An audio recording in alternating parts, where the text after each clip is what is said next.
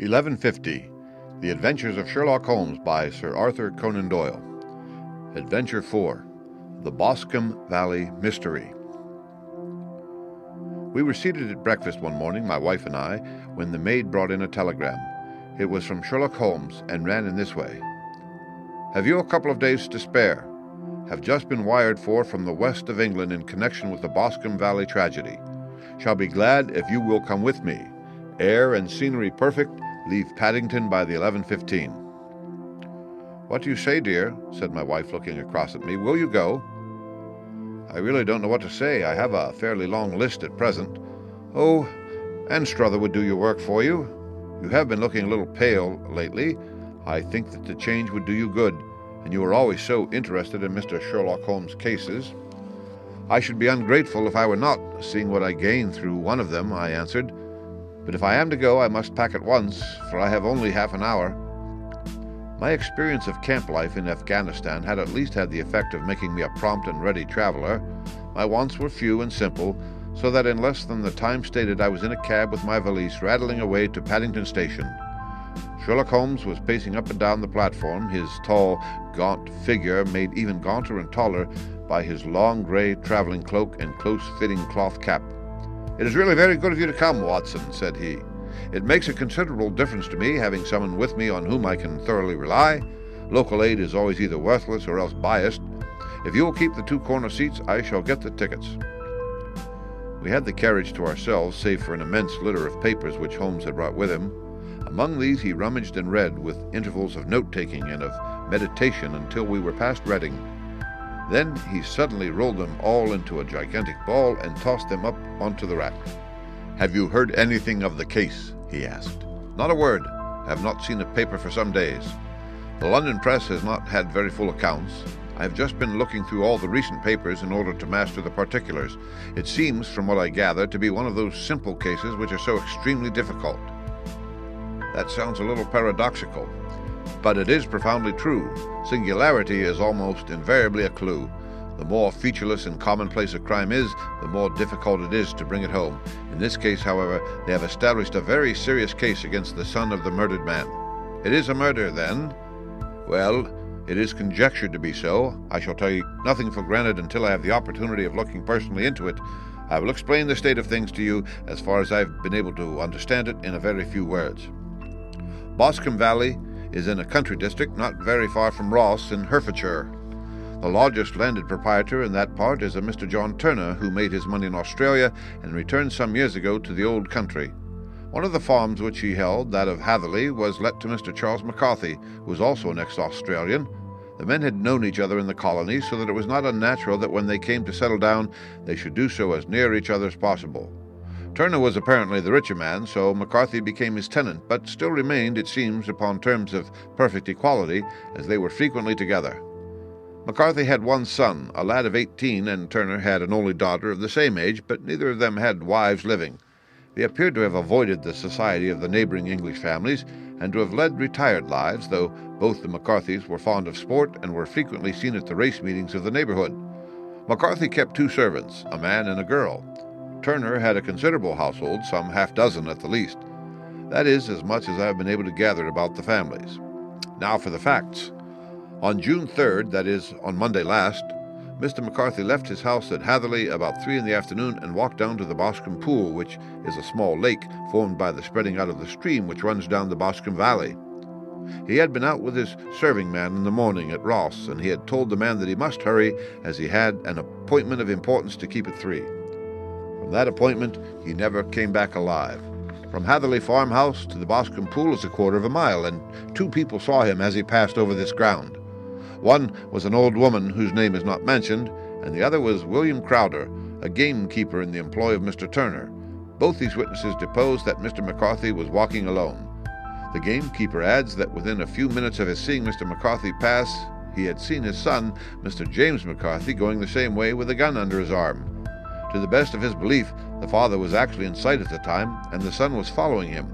He thought no more of the matter until he heard in the evening of the tragedy that had occurred. The 2 McCarthys were seen after the time when William Crowder, the gamekeeper, lost sight of them. The Boscombe Pool is a thickly wooded round with just a fringe of grass and of reeds round the edge. A girl of 14, Patience Moran, who is the daughter of the lodge-keeper of the Boscombe Valley estate, was in one of the woods picking flowers. She states that while she was there, she saw at the border of the wood and close by the lake Mr. McCarthy and his son, and that they appeared to be having a violent quarrel. She heard Mr. McCarthy the elder using very strong language to his son, and she saw the latter raise up his hand as if to strike his father. She was so frightened by their violence that she ran away and told her mother when she reached home that she had left the two McCarthys quarreling near Boscombe Pool, and that she was afraid that they were going to fight. She had hardly said the words when young Mr. McCarthy came running up to the lodge to say that he had found his father dead in the wood and to ask for the help of the lodge-keeper. He was much excited, without either his gun or his hat, and his right hand and sleeve were observed to be stained with fresh blood. On following him, they found the dead body stretched out upon the grass beside the pool. The head had been beaten in by repeated blows of some heavy and blunt weapon. Their injuries were such as might very well have been inflicted by the butt end of his son's gun, which was found lying on the grass within a few paces of the body. Under these circumstances, the young man was instantly arrested, and a verdict of wilful murder having been returned at the inquest on Tuesday, he was on Wednesday brought before the magistrates at Ross, who have referred the case to the next assizes. Those are the main facts of the case as they came out before the coroner and the police court. I could hardly imagine a more damning case, I remarked. If ever circumstantial evidence pointed to a criminal, it does so here. Circumstantial evidence is a very tricky thing, answered Holmes thoughtfully. It may seem to point very straight to one thing, but if you shift your own point of view a little, you may find it pointing in an equally uncompromising manner to something entirely different. It must be confessed, however, that the case looks exceedingly grave against the young man, and it is very possible that he is indeed the culprit.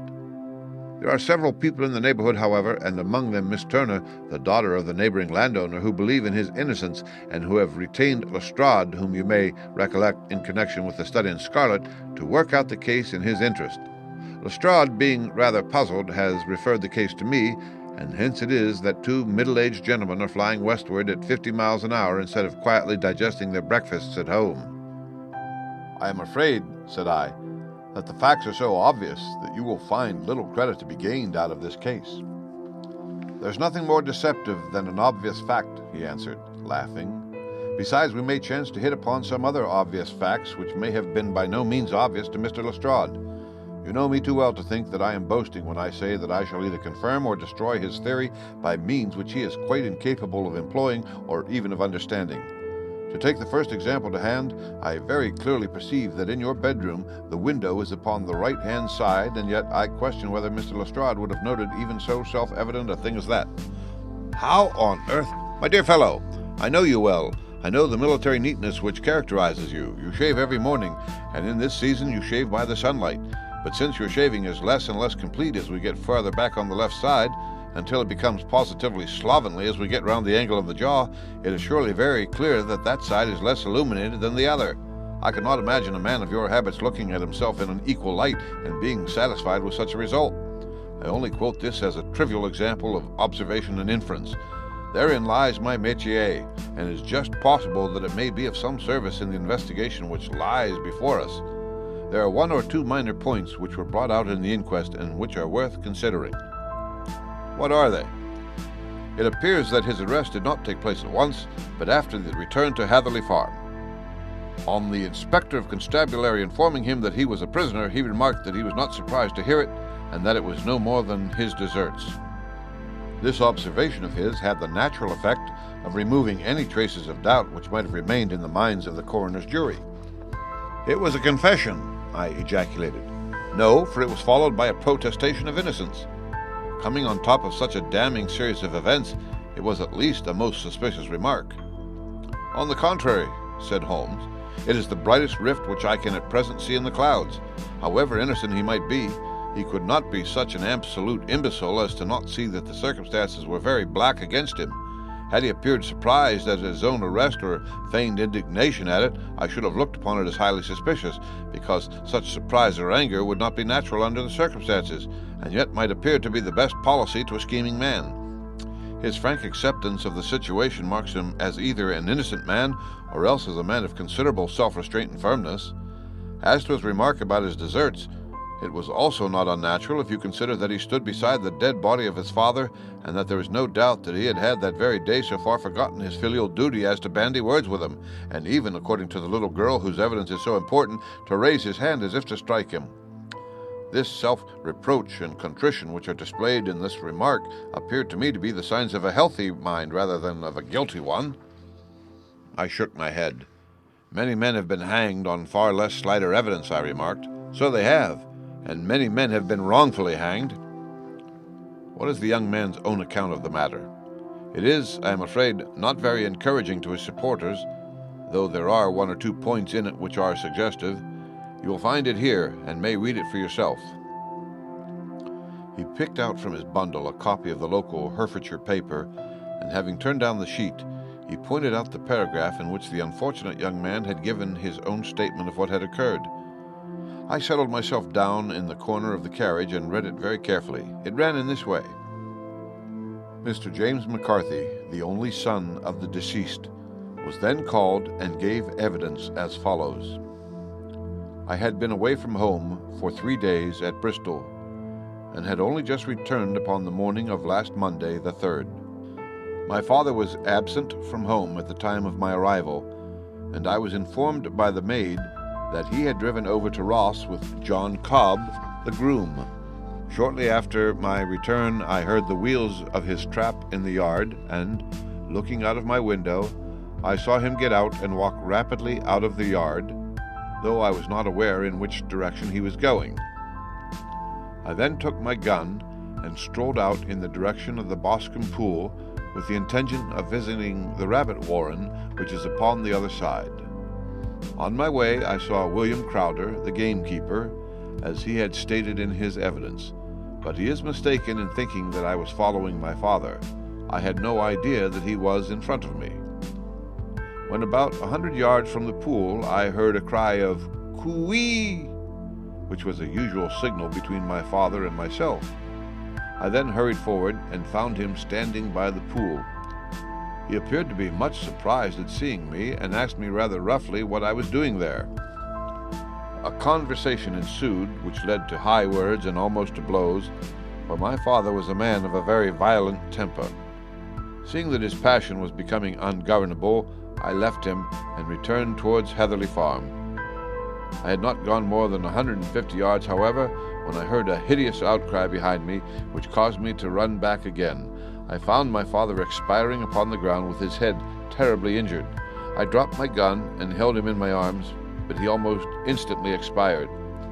I knelt beside him for some minutes, and then made my way to Mr. Turner's lodge-keeper, his house being the nearest, to ask for assistance. I saw no one near my father when I returned, and I have no idea how he came by his injuries. He was not a popular man, being somewhat cold and forbidding in his manners, but he had, as far as I know, no active enemies. I know nothing further of the matter. The Coroner. Did your father make any statement to you before he died? Witness. He mumbled a few words, but I could only catch some allusion to a rat. The Coroner. What did you understand by that? Witness. It conveyed no meaning to me. I thought that he was delirious. The Coroner. What was the point upon which you and your father had this final quarrel? Witness. I should prefer not to answer. The Coroner. I am afraid that I must press it. Witness. It is really impossible for me to tell you. I can assure you that it has nothing to do with the sad tragedy which followed. The Coroner. That is for the court to decide.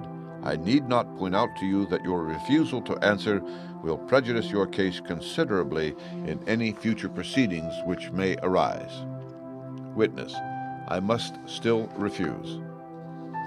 The Coroner. I understand that the cry of "Coo-ee" was a common signal between you and your father. Witness. It was. The Coroner. How was it then that he uttered it before he saw you and before he even knew that you had returned from Bristol? Witness. With considerable confusion. I do not know. A juryman. Did you see nothing which aroused your suspicions when you returned on hearing the cry and found your father fatally injured? Witness. Nothing definite. The Coroner. What do you mean? Witness: I was so disturbed and excited as I rushed out into the open that I could think of nothing except of my father. Yet I have a vague impression that as I ran forward, something lay upon the ground to the left of me. It seemed to me to be something gray in color, a coat of some sort, or a plaid perhaps. When I rose from my father, I looked round for it, but it was gone. Do you mean that it disappeared before you went for help? Yes, it was gone. You cannot say what it was? No, I had a feeling something was there. How far from the body? A dozen yards or so. And how far from the edge of the wood? About the same. Then if it was removed, it was while you were within a dozen yards of it? Yes, but with my back towards it. This concluded the examination of the witness. I see, said I as I glanced down the column, that the coroner in his concluding remarks was rather severe upon young McCarthy.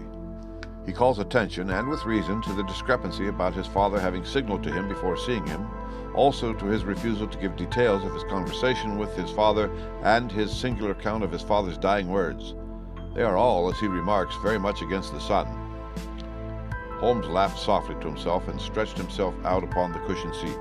Both you and the coroner have been at some pains, said he, to single out the very strongest points in the young man's favor. Don't you see that you alternately give him credit for having too much imagination and too little? Too little if he could not invent a cause of quarrel which would give him the sympathy of the jury, too much if he evolved from his own inner consciousness anything so outre as a dying reference to a rat and the incident of the vanishing cloth. No, sir, I shall approach this case from the point of view that what this young man says is true, and we shall see whither that hypothesis will lead us. And now, here is my pocket Petrarch, and not another word shall I say of this case until we are on the scene of action. We lunch at Swindon, and I see that we shall be there in 20 minutes. It was nearly 4 o'clock when we at last, after passing through the beautiful Stroud Valley and over the broad gleaming Severn, found ourselves at the pretty little country town of Ross. A lean, ferret-like man, furtive and sly-looking, was waiting for us upon the platform. In spite of the light brown dust coat and leather leggings which he wore in deference to his rustic surroundings, I had no difficulty in recognizing Lestrade of Scotland Yard. With him we drove to the Hereford Arms, where a room had already been engaged for us. "I have ordered a carriage," said Lestrade as we sat over a cup of tea. "I knew your energetic nature, and that you would not be happy until you had been on the scene of the crime." "It was very nice and complimentary of you," Holmes answered. "It is entirely a question of barometric pressure." Lestrade looked startled. "I do not quite follow," he said. "How is the glass?" 29, I see. No wind, and not a cloud in the sky. I have a case full of cigarettes here which need smoking, and the sofa is very much superior to the usual country hotel abomination.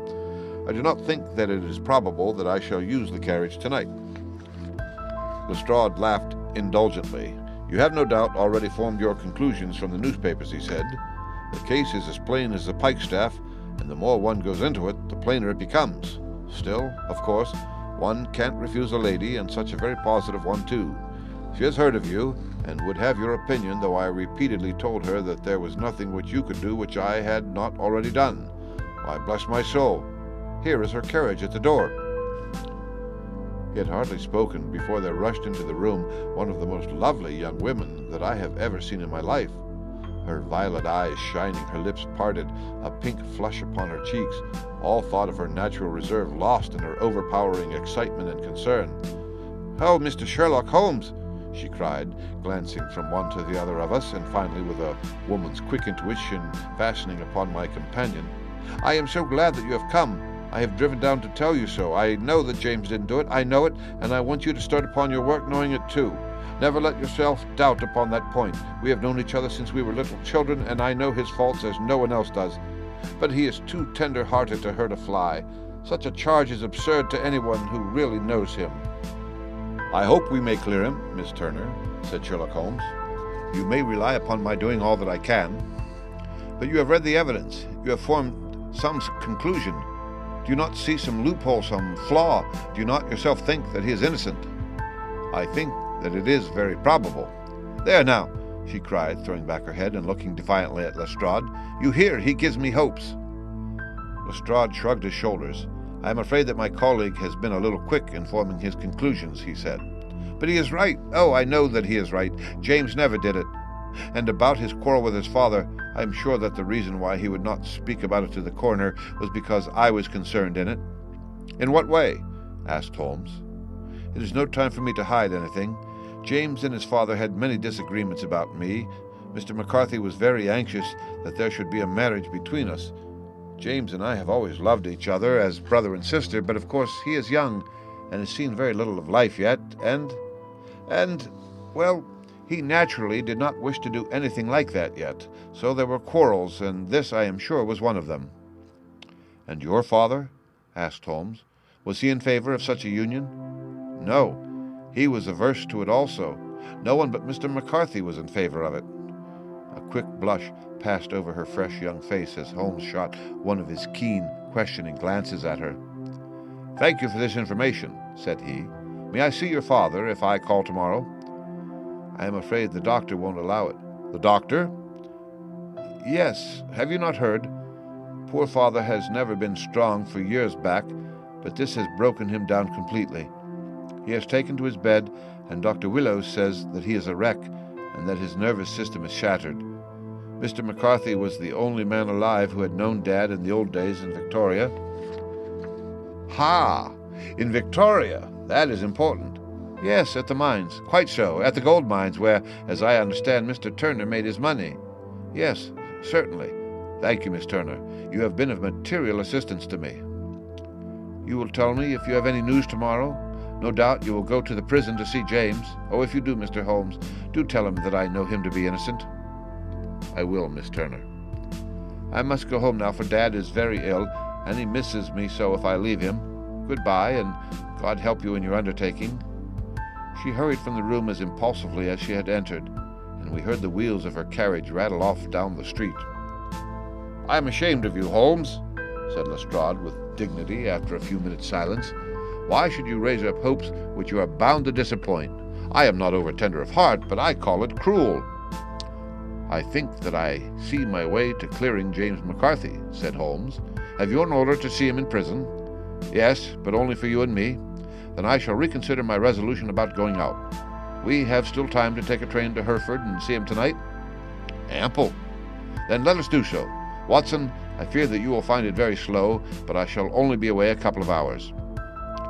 I walked down to the station with them, and then wandered through the streets of the little town, finally returning to the hotel, where I lay upon the sofa and tried to interest myself in a yellow-backed novel. The puny plot of the story was so thin, however, when compared to the deep mystery through which we were groping, and I found my attention wander so continually from the action to the fact, that I at last flung it across the room and gave myself up entirely to a consideration of the events of the day.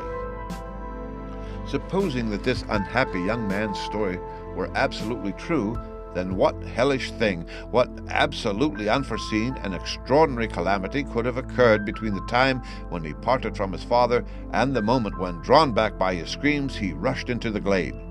It was something terrible and deadly. What could it be? Might not the nature of the injuries reveal something to my medical instincts? I rang the bell and called for the weekly county paper, which contained a verbatim account of the inquest. In the surgeon's deposition, it was stated that the posterior third of the left parietal bone and the left half of the occipital bone had been shattered by a heavy blow from a blunt weapon. I marked the spot upon my own head. Clearly such a blow must have been struck from behind. That was to some extent in favor of the accused, as when quarreling he was face to face with his father. Still, it did not go for very much, for the older man might have turned his back before the blow fell. Still, it might be worthwhile to call Holmes' attention to it. Then there was the peculiar dying reference to a rat. What could that mean? It could not be delirium. A man dying from a sudden blow does not commonly become delirious. No, it was more likely to be an attempt to explain how he met his fate. But what could it indicate? I cudgelled my brains to find some possible explanation. And then the incident of the grey cloth seen by young McCarthy. If that were true, the murderer must have dropped some part of his dress, presumably his overcoat, in his flight, and must have had the hardihood to return and carry it away at the instant when the son was kneeling with his back turned not a dozen paces off. What a tissue of mysteries and improbabilities the whole thing was! I did not wonder at Lestrade's opinion, and yet I had so much faith in Sherlock Holmes' insight that I could not lose hope as long as every fresh fact seemed to strengthen his conviction of young McCarthy's innocence. It was late before Sherlock Holmes returned. He came back alone, for Lestrade was staying in lodgings in the town. "The glass still keeps very high," he remarked as he sat down. "It is of importance that it should not rain before we are able to go over the ground. On the other hand, a man should be at his very best and keenest for such nice work as that, and I did not wish to do it when fagged by a long journey. I have seen young McCarthy." "And what did you learn from him?" "Nothing." "Couldn't he throw no light?" "None at all. I was inclined to think that at one time that he knew who had done it and was screening him or her, but I am convinced now that he is as puzzled as everyone else. He's not a very quick-witted youth, though comely to look at, and, I should think, sound at heart." "I cannot admire his taste," I remarked, "if it is indeed a fact that he was averse to a marriage with so charming a young lady as this Miss Turner." "Ah, thereby hangs a rather painful tale. This fellow is madly, insanely in love with her. But some 2 years ago, when he was only a lad, and before he really knew her, for she had been away 5 years at a boarding school, what does the idiot do but get into the clutches of a barmaid in Bristol and marry her at a registry office? No one knows a word of the matter, but you can imagine how maddening it must be to him to be upbraided for not doing what he would give his very eyes to do, but what he knows to be absolutely impossible. It was sheer frenzy of this sort which made him throw his hands up into the air when his father at their last interview was goading him on to propose to Miss Turner. On the other hand, he had no means of supporting himself and his father, who was by all accounts a very hard man, who would have thrown him over utterly had he known the truth. It was with his barmaid wife that he had spent the last 3 days in Bristol, and his father did not know where he was. Mark that point. It is of importance. Good has come out of evil, however, for the barmaid, finding from the papers that he is in serious trouble and likely to be hanged, has thrown him over utterly and has written to him to say that she has a husband already in the Bermuda dockyard, so that there is really no tie between them. I think that that bit of news has consoled young McCarthy for all that he has suffered. But if he is innocent, who has done it?" "Ah, who? I would call your attention very particularly to 2 points. One is that the murdered man had an appointment with someone at the pool, and that the someone could not have been his son, for his son was away, and he did not know when he would return. The second is that the murdered man was heard to cry "Coo-ee" before he knew that his son had returned. Those are the crucial points upon which the case depends. And now, let us talk about George Meredith, if you please, and we shall leave all minor matters until tomorrow." There was no rain, as Holmes had foretold, and the morning broke bright and cloudless. At 9 o'clock, Lestrade called for us with the carriage, and we set off for Hatherley Farm and the Boscombe Pool. "There is serious news this morning," Lestrade observed. "It is said that Mr. Turner of the Hall is so ill that his life is despaired of." "An elderly man, I presume," said Holmes. "About 60, but his constitution has been shattered by his life abroad, and he has been in failing health for some time. This business has had a very bad effect upon him. He was an old friend of McCarthy's, and, I may add, a great benefactor to him, for I have learned that he gave him Hatherley Farm rent-free." "Indeed? That is interesting," said Holmes. "Oh, yes. In 100 other ways he has helped him. Everybody about here speaks of his kindness to him." "Really? Does it not strike you as a little singular that this McCarthy, who appears to have had little of his own and to have been under such obligations to Turner, should still talk of marrying his son to Turner's daughter, who is presumably heiress to the estate, and that in such a very cocksure manner, as if it were merely a case of a proposal and all else would follow? It is the more strange, since we know that Turner himself was averse to the idea. The daughter told us as much. Do you not deduce something from that?" "We have got to the deductions and the inferences," said Lestrade, winking at me. "I find it hard enough to tackle facts, Holmes, without flying away after theories and fancies." "You are right," said Holmes demurely. "You do find it very hard to tackle the facts. Anyhow, I have grasped one fact which you seem to find it difficult to get a hold of," replied Lestrade with some warmth, "and that is that McCarthy Sr. met his death from McCarthy Jr., and that all theories to the contrary are the merest moonshine."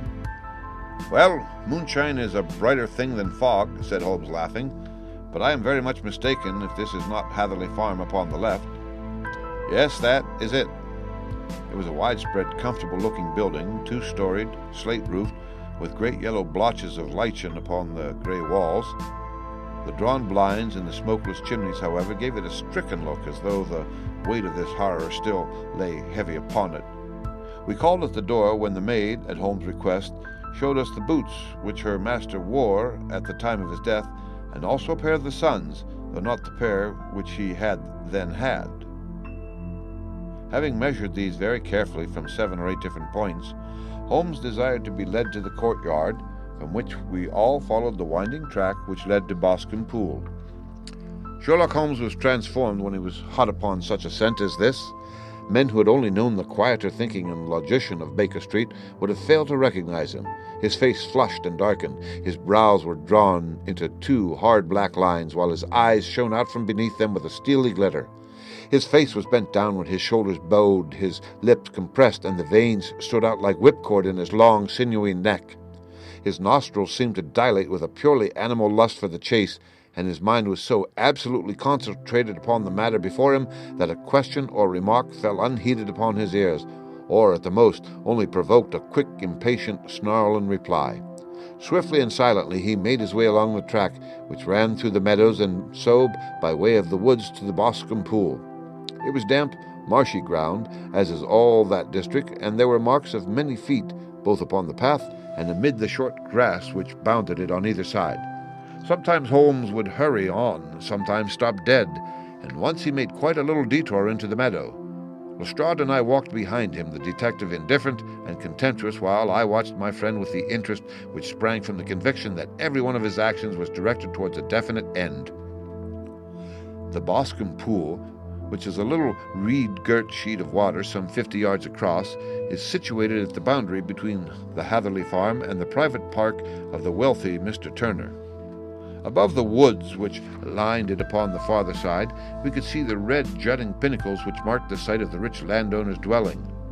On the Hatherley side of the pool the woods grew very thick, and there was a narrow belt of sodden grass 20 paces across between the edge of the trees and the reeds which lined the lake.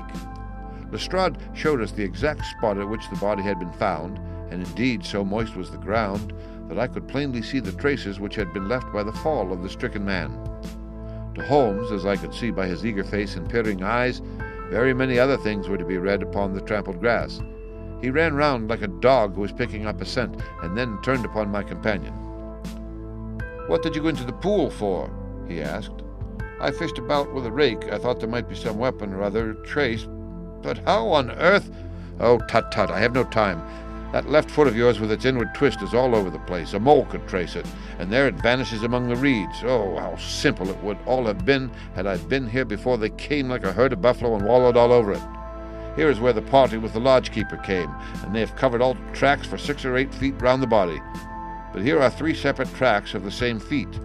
He drew out a lens and lay down upon his waterproof to have a better view, talking all the time rather to himself than to us. "These are young McCarthy's feet. Twice he was walking, and once he ran swiftly, so that the soles are deeply marked and the heels hardly visible. That bears out his story. He ran when he saw his father on the ground. Then here are the father's feet as he paced up and down. What is this, then? It is the butt end of the gun as the son stood listening. And this? Ha-ha! What have we here? Tiptoes! Tiptoes! Square, too. Quite unusual boots. They come, they go, they come again. Of course. That was for the cloak. Now, where did they come from? He ran up and down, sometimes losing, sometimes finding the track, until we were well within the edge of the wood and under the shadow of a great beech, the largest tree in the neighborhood. Holmes traced his way to the farther side of this and laid down once more upon his face with a little cry of satisfaction. For a long time he remained there, turning over the leaves and dried sticks, gathering up what seemed to me to be dust into an envelope, and examining with his lens not only the ground, but even the bark of the tree as far as he could reach. A jagged stone was lying among the moss, and this also he carefully examined and retained. Then he followed a pathway through the wood until he came to the high road where all traces were lost. "It has been a case of considerable interest," he remarked, returning to his natural manner. "I fancy that this grey house on the right must be the lodge.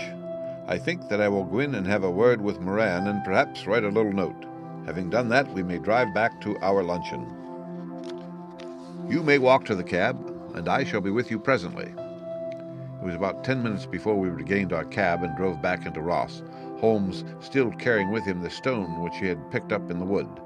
"This may interest you, Lestrade," he remarked, holding it out. "The murder was done with it." "I see no marks." "There are none." "How do you know, then?" "The grass was growing under it. It had only lain there a few days. There was no sign of a place whence it had been taken. It corresponds with the injuries. There is no sign of any other weapon." "And the murderer?" "Is a tall man, left-handed, limps with the right leg, wears thick-soled shooting boots and a grey cloak, smokes Indian cigars, uses a cigar holder, and carries a blunt penknife in his pocket. There are several other indications, but these may be enough to aid us in our search." Lestrade laughed. "I'm afraid that I'm still a skeptic," he said. "Theories are all very well, but we have to deal with a hard-headed British jury." "Nous verrons," answered Holmes calmly. "You work your own method, and I shall work mine. I shall be busy this afternoon, and shall probably return to London by the evening train." "And leave your case unfinished?" "No, finished. But the mystery? It is solved." "Who was the criminal, then?" "The gentleman I described." "But who is he?" "Surely it would not be difficult to find out. This is not such a populous neighborhood." Lestrade shrugged his shoulders. "I am a practical man," he said, "and I really cannot undertake to go about the country looking for a left-handed gentleman with a game leg. I should become the laughing-stock of Scotland Yard." "All right," said Holmes quietly. "I have given you the chance. Here are your lodgings. Goodbye. I shall drop you a line before I leave." Having left Lestrade at his rooms, we drove to our hotel, where we found lunch upon the table. Holmes was silent and buried in thought, with a pained expression upon his face, as one who finds himself in a perplexing position. "Look here, Watson," he said when the cloth was cleaned. "Just sit down in this chair and let me preach to you for a little. I don't know quite what to do, and I should value your advice. Light a cigar and let me expound." "Pray, do so."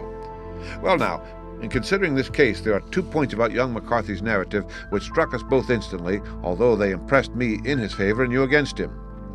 One was the fact that his father should, according to his account, cry "Cooey" before seeing him. The other was his singular dying reference to a rat. He mumbled several words, you understand, but that was all that caught the son's ears. Now, from this double point, our research must commence, and we will begin it by presuming that what the lad says is absolutely true. What of this cooee, then? Well, obviously it could not have been meant for the son. The son, as far as he knew, was in Bristol. It was mere chance that he was within earshot. The cooee was meant to attract the attention of whoever it was that he had the appointment with. But cooee is a distinctly Australian cry, and one which is used between Australians. There is a strong presumption that the person whom McCarthy expected to meet him at Boscombe Pool was someone who had been in Australia. What of the rat, then? Sherlock Holmes took a folded paper from his pocket and flattened it out on the table. "This is a map of the colony of Victoria," he said. "I wired to Bristol for it last night." He put his hand over part of the map. "What do you read?" "A rat," I read. "And now?" He raised his hand. "Ballarat." "Quite so. That was the word the man uttered, and of which his son only caught the last 2 syllables. He was trying to utter the name of his murderer, so-and-so of Ballarat." "It is wonderful," I exclaimed. "It is obvious, and now you see I had narrowed the field down considerably. The possession of a grey garment was a third point, which, granting the son's statement to be correct, was a certainty. We have come now out of mere vagueness to the definite conception of an Australian from Ballarat with a grey cloak. Certainly, and one who was at home in the district, for the pool can only be approached by the farm or by the estate, where strangers could hardly wander." "Quite so." "Then comes our expedition of today. By an examination of the ground, I gained the trifling details which I gave to that imbecile Lestrade as to the personality of the criminal." "But how did you gain them?" "You know my method. It is founded upon the observation of trifles. His height I know that you might roughly judge from the length of his stride. His boots, too, might be told from their traces. Yes, they were peculiar boots. But his lameness? The impression of his right foot was always less distinct than his left. He put less weight upon it. Why? Because he limped. He was lame. But his left-handedness? You were yourself struck by the nature of the injury as recorded by the surgeon at the inquest. The blow was struck from immediately behind and yet was upon the left side. Now how can that be unless it were by a left-handed man? He had stood behind that tree during the interview between the father and son. He had even smoked there. I found the ash of a cigar, which my special knowledge of tobacco ashes enables me to pronounce as an Indian cigar. I have, as you know, devoted some attention to this and written a little monograph on the ashes of 140 different varieties of pipe, cigar, and cigarette tobacco. Having found the ash, I then looked round and discovered the stump among the moss where he had tossed it. It was an Indian cigar of the variety which are rolled in Rotterdam. And the cigar holder? I could see that the end had not been in his mouth. Therefore, he used a holder.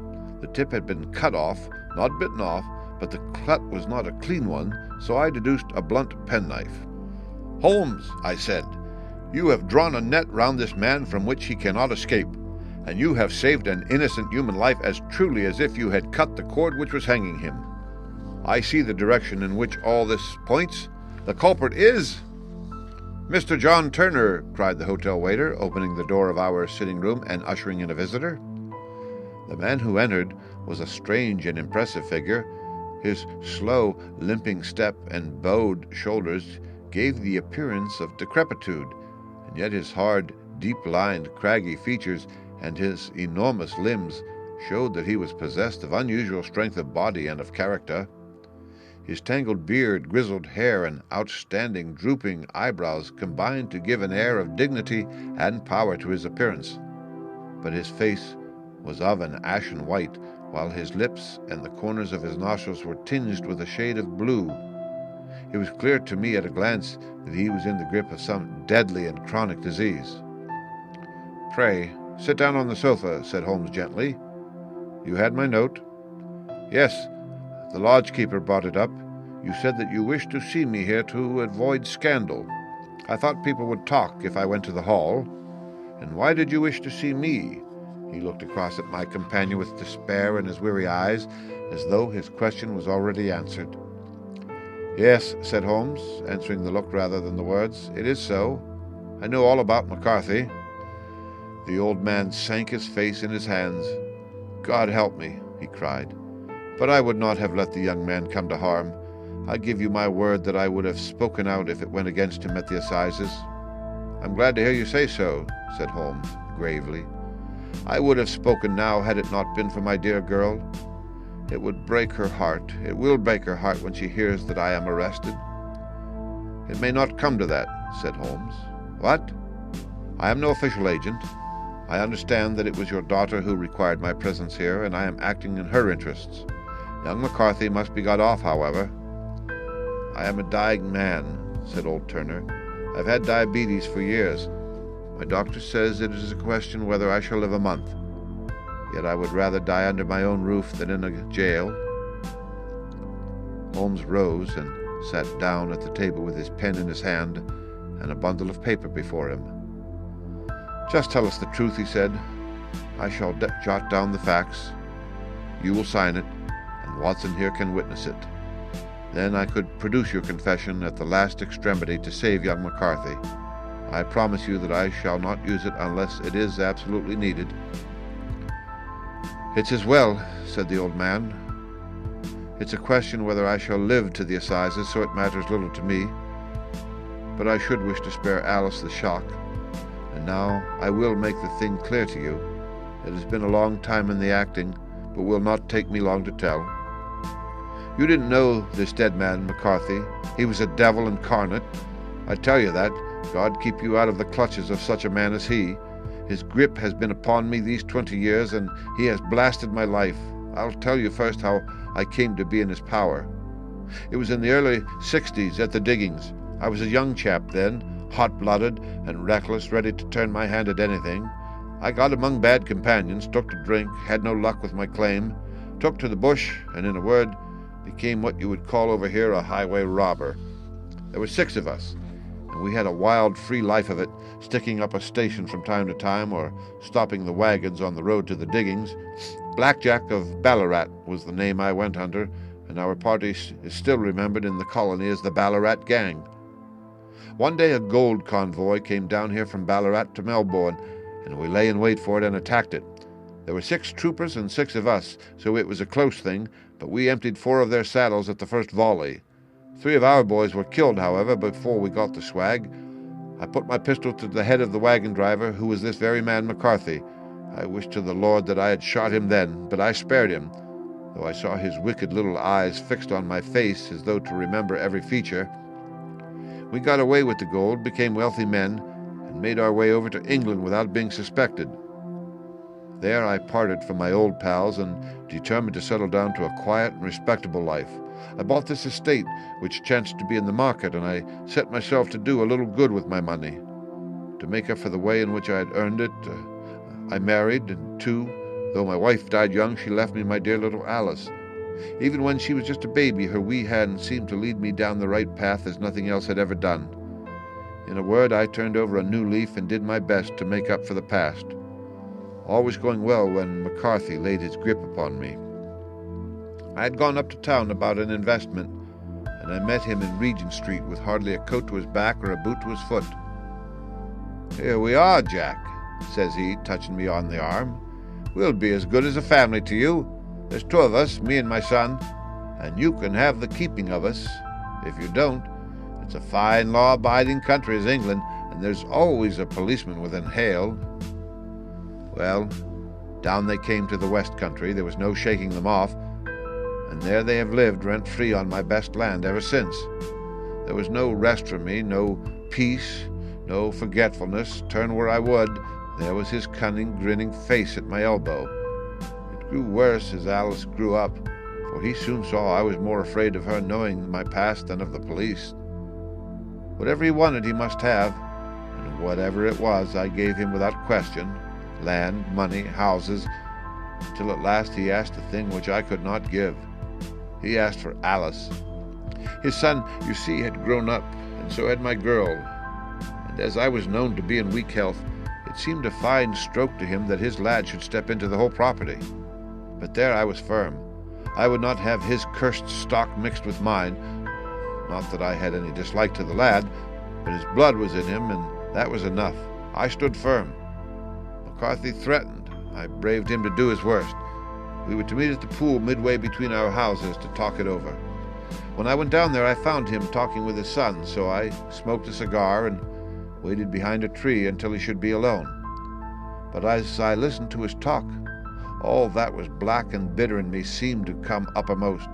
He was urging his son to marry my daughter with as little regard for what she might think as if she were a slut from off the streets. It drove me mad to think that I and all that I held most dear should be in the power of such a man as this. Could I not snap the bond? I was already a dying and a desperate man. Though clear of mind and fairly strong of limb, I knew that my own fate was sealed. But my memory and my girl?